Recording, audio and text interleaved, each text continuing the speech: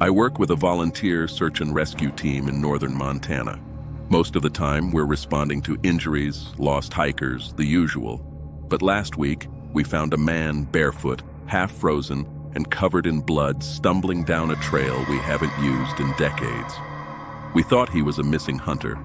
He wasn't. We brought him back to base camp. He wouldn't tell us his name, just kept muttering, "It let me go. It let me go," over and over like a prayer. He hadn't eaten in days. We offered food. He refused. When we insisted, he screamed, said it would know. Later, while the others were out on a call, I sat with him alone, and he started to talk. He said he was part of a 3-man group hunting elk deep in the wilderness. Said one night, something found their camp.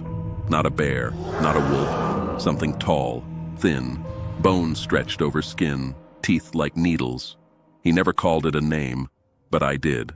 I asked, "A Wendigo?" He flinched when I said it. "No," he whispered, "the Wendigo." He said it didn't kill them right away. It took them one at a time, always at night, always when they were alone. It took Tom first, left only his tongue. Then it dragged off Caleb. He said he heard Caleb laughing as it took him, but it wasn't Caleb's laugh. By the 3rd night, he was alone. He ran, got lost, starved, heard it whispering to him. Not words, just thoughts, promises. He said he saw it watching him while he slept. Said it left bits of his friends in the snow like breadcrumbs. And then, it let him go. Just like that. He said it stood over him at dawn, mouth full of Caleb's face, and whispered inside his mind, "You're already mine." I didn't know what to say. He looked at me with eyes that hadn't blinked in hours and said, "You don't get it.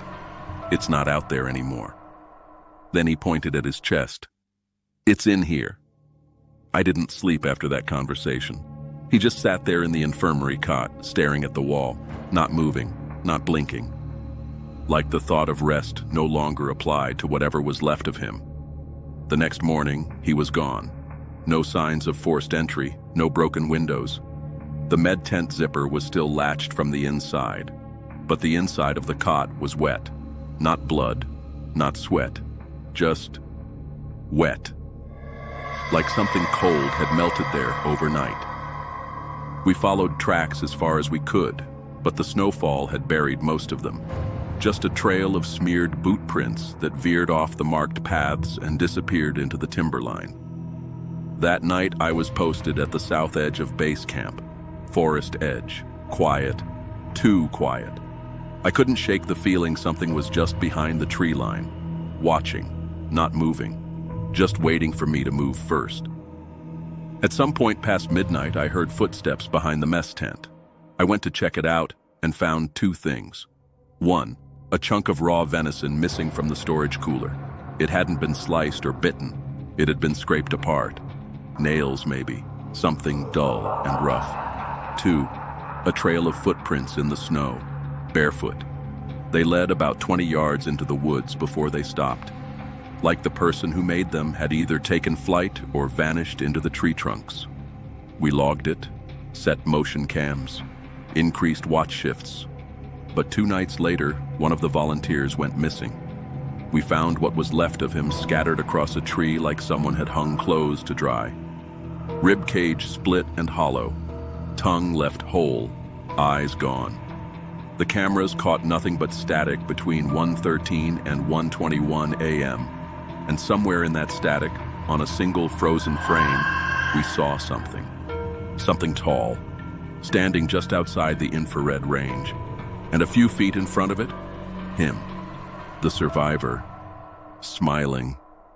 Mouth open wider than I thought possible. Shoulders hunched like he'd grown something underneath the skin that didn't fit right. We shut down the camp the next day.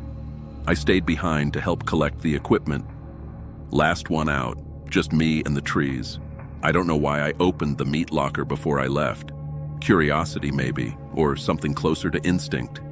He was inside, not hiding, just crouched in the corner, naked, hands raw, skin torn at the fingertips like claws were trying to push their way out.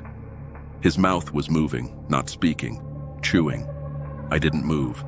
He looked up at me, just for a second, and I swear he said something, but I didn't hear it with my ears. It was in my bones. You don't have to run anymore. Then he vanished. No sound, just gone. I still don't know how. But every night since, I hear something at my window. It doesn't knock. It just breathes. And sometimes, I catch myself breathing with it.